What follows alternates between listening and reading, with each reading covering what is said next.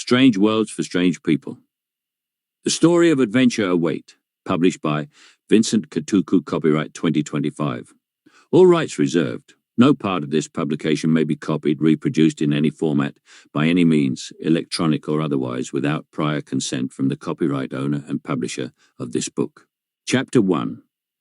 We come to see an outer view of Earth when a rift in space opens to reveal a mysterious object, resembling a fiery meteor. It flew into Earth's skies and came crashing in the North Pacific. We go under the waters to meet a sub which was a couple hundred meters above the Challenger deep. The object comes crushing right into the submarine side. We relocate to an isolated area in the grounds of the USA to explore what appears to be a military base. There we see a logo which states United States Heroes Association, or USHA as they call it. We make our way inside the facility to see PPL trying to figure out what just came to Earth. Man, what are we dealing with out there? I need eyes and ears on that situation pronto. This was the man in charge of USHA, a leading agency of highly trained men and women who dealt with espers and the supernatural that occurred on Earth.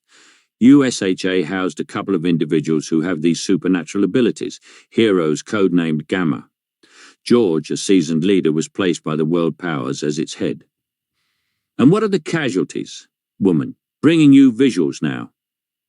We move to a giant screen up front to see satellite image of the area where the meteor landed, to see the waters parting and a submarine slowly emerging from the waters. But upon closer inspection, we see a human-like figure holding the submarine from below it. George. Zoom in below the sub. We see a boy figure who wears a black hoodie over his head connected to a cloak he wore. The boy proceeds to set the sub down on the water surface gently. We then move to the area where the boy is. Boy. Well, that was a landing like any other. Now, where did my old man send me this time? He says, lowering his hoodie, revealing his crimson red eyes and short, spiky black hair. He was about 80 centimeters in height, weighed about 35 to 40 kilograms, and resembled what people of Earth call a middle schooler. His name was Thraxa, a boy unlike any other. Seems he sent me to the Milky Way's planet Earth, but why another human world? He then looks around him, viewing the waters that stretches as far as the eye can see, seemingly studying his surroundings. Well, there do seem to be a few powerhouses in here. He then turns his attention towards the floating sub. Seem the humans in there haven't been harmed now then? Looking upwards to the sky with a smile. Where we moved to USHA, where they were viewing the satellite footage of the area, and the boy looked to be staring back at them. Man. Is he staring at us? The officer asks, unsure, as a voice comes to his head. Thraxas' voice. Why, yes, I am. It wasn't only the man, but the entire room that heard that voice in their heads. George, a telepath. Thraxa, you're a sharp one, General. I see you've been eyeing me for quite a while now. As the voice suddenly goes quiet, leaving the PPL in the room wondering what he is going to say next, looking towards the boy staring back at them from the screen. So, what are your plans for this creature you see as an invader of your people? George, and a mind reader, George says. Since you know we're watching you, I'll get to the point. State your name and business on Earth, George asks, with the entire room awaiting the boy's answer, Thraxa scratching at his chin on screen. Thraxa. Name's Thraxa, and to put it simply, I came here, or rather was sent here. Damn it all. How do I even say this without coming off as hostile? He says, looking to be in quagmire, with the PPL watching, also confused on what is even happening. Ah, forget it. I was sent here to fight the strongest this world has to offer. George and the room, upon hearing the statement, were all thinking of the same thing, an invasion or worse. George. What if we refuse? He asked cautiously. Thraxa, relax. I'm not here to conquer a planet or anything like that, but I am kinda stuck here till he opens me a rift back to my world. George. You didn't answer the question? Thraxa. I can't force you to fight. It's up to you, PPL, to choose if you want to fight me, but again, I can't exactly leave, since he's the one to send me back. George. Get them ready and beam me onto that sub. I want to meet this kid, he says to one of his officers. Man, yes, sir, with George disappearing from the room. We then move to Thraxas location. Thraxa, sensing a new presence, turning his attention to the sub. Wow, to what do I owe the pleasure of meeting you in person? George, ignoring his statement. Some sort of a psychic, flight, inhuman strength and abilities are yet to disclose. George deduces with Thraxa slowly floating on top of the sub, right in front of George. Thraxa. Quite the observer you are, George, Commander General of the United States Heroes Association. There seems to be quite a lot you have in that head of hers, Thraxa says, looking right into the man's eyes with George staring back at his. George, if we're able to know that much upon arrival, some sort of a clairvoyant as well, George deduces further.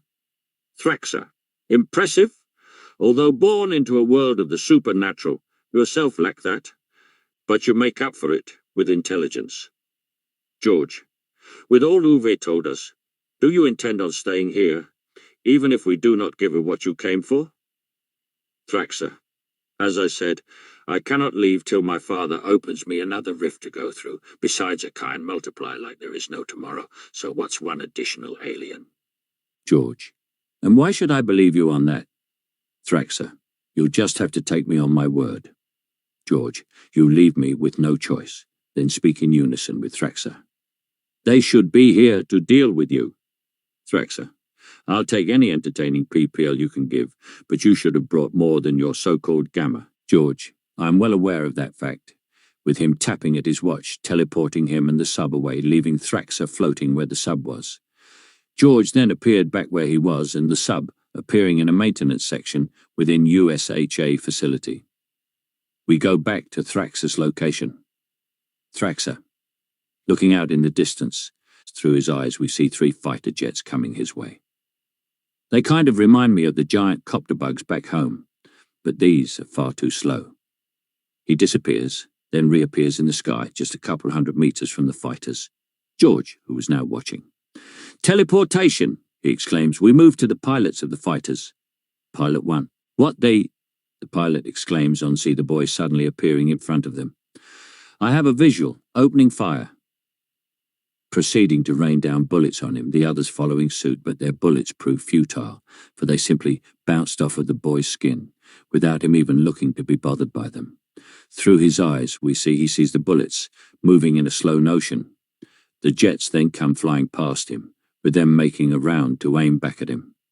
Thraxa, so this is a bullet, he says, staring at one of the bullets fired that he caught still red-hot in his hand. They collectively fired 1,440 bullets at me. Wonder how much more Before he could finish, he was hit by a missile. Pilot 3, we got 'em, boys, the pilot says with the explosion clearing to reveal a perfectly fine Thraxa. Pilot 2, how is he still alive? Thraxa, that was what they call a missile. Was I meant to feel that? He says, eyeing Pilot 3 with him teleporting onto Pilot 3 jet. You might want to get out of there, good sir. He relays, hand chopping at one of the jet's wings, cutting it off, forcing the pilot to eject. One down. Looking at the pilot, who was now safely doing with a parachute, while behind him, 4 missiles were fired, but they suddenly stopped mid-air. Haven't you learned that these things do not affect me? Slowly turning and seeing the other 2 fighters, with the missiles changing direction and going towards the waters. Pilot 2. How did he do that? He says, but suddenly his fighter seems to have stopped mid-air. Pilot 1, I have no control over my fighter. Pilot 2, same here. With the fighters coming side by side, the pilots look ahead to see Thraxa had extended his hands out and had his hands set as if he were about to clap, with the pilots realizing this, with them both ejecting their fighters, with Thraxa clapping his hands with the jets colliding with each other.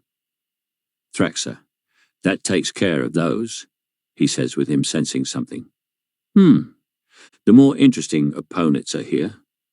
As we see a silver-clad armoured figure with angelic wings coming at him at top speed from above, the armoured then spawns in his hands a silver claymore and slashes at Thraxa with great strength, sending out a massive shockwave across the sky, clearing out the clouds, only to reveal Thraxa had blocked his attacker's weapon with just his finger.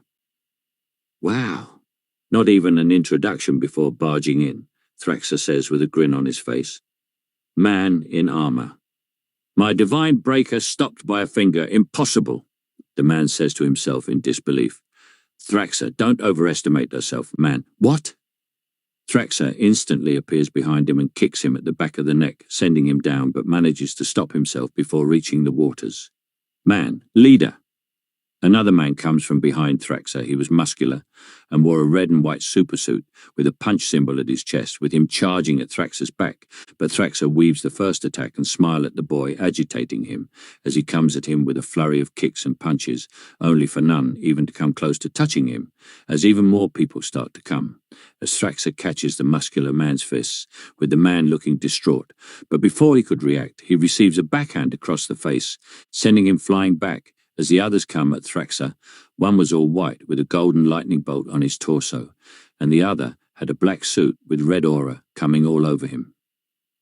The all-white man proceeds to charge a stream of lightning at Thraxa, with Thraxa blocking it all with his palm, with the one of red aura coming from below Thraxa, as a smile appears on Thraxa, with the one of red aura coming in with an uppercut to Thraxa, and he lands it, only to see he had hit the all-white man, and looked to see Thraxa was now in the position the white man was. Man of red aura, sorry about that. Didn't expect him to switch places with you like that, and he apologizes. Man of white, it's Ite. Just then, Thraxa appears behind the both of them, as they turn to face him, but not fast enough, as the man of white gets a kick to the face, sending him back with the one of red aura about to blast something from his palms, but Thraxa closes his palms on the one of red's palm, blocking the attack. Thraxa then proceeds to spin him so fast that his eyes roll to the back of his head, then tosses him into the stratosphere, teleporting above him, karate chopping to his cranium, sending him plummeting back down to the waters.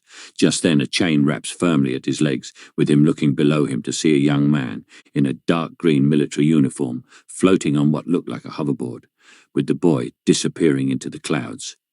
Thraxa then looks to the chains to see they stretch back all the way down to the waters. Boy in military uniform.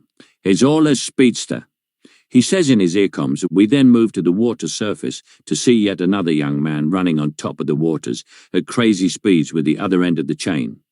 He wore a black supersuit with 3 streaks of golden lightning at his sides, and on his back looked to be a tiny sack of sorts, with his mask entirely covering his face with where his eyes should be, being a white colour. The man ran around the water, creating a vortex as it starts to pull Thraxa in, as a girl who wore a yellow skirt and blouse, with an orange shield symbol at her chest, with her supersuit finished off with a cape at her back, floated above Thraxa and formed orange barriers above him that pushed him down. We see the man clad in armour charging an attack from his sword as it was now ready, then lets out a massive beam of concentrated white-blue light energy, which he launches at Thraxa, with the girl and the speedster moving away from it, entering through portals, getting away from the scene, the beam having driven through the waters, with it going even further. The beam reaching the bottom surface of the Mariana Trench, into the Challenger Deep. The beam being so powerful that it caused underground eruptions of magma across the surrounding ocean floor.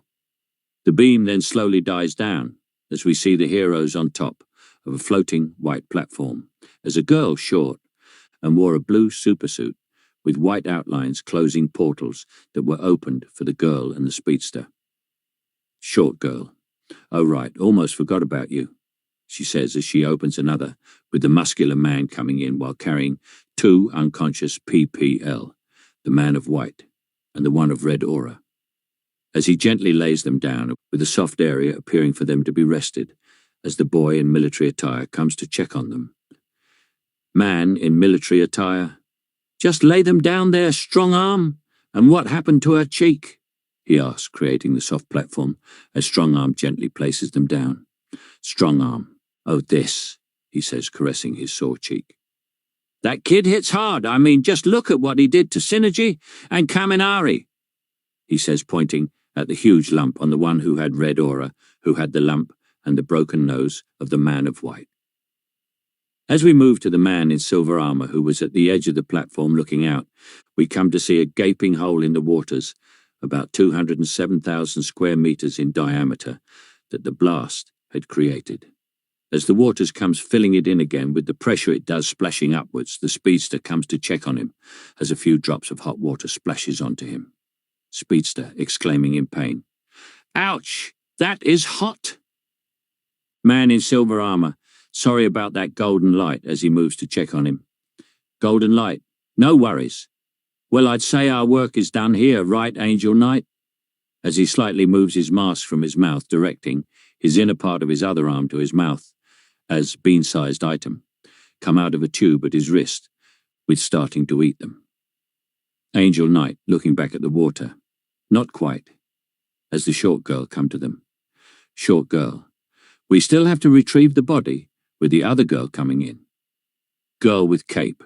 I don't think there will be a body to recover after that blast. Spatial, she says. Spatial. Well, I wouldn't say that barrier girl. Didn't he take a missile to the face earlier? Barrier girl. Just saying, it's not as if there is anything that has remained after getting hit by Angel Knight beam before, right, leader? She says as she looks at Angel Knight. Angel Knight, let go check on the others first, he says as they go to check on their wounded. Arsenal, Strong Arm, you guys okay, and are Kaminari and Synergy okay too? He asks, coming up on them. Arsenal, well, I can say they've seen better days, but they'll manage, the boy in military attire says as he gets up from checking on the unconscious duo and Strong Arm.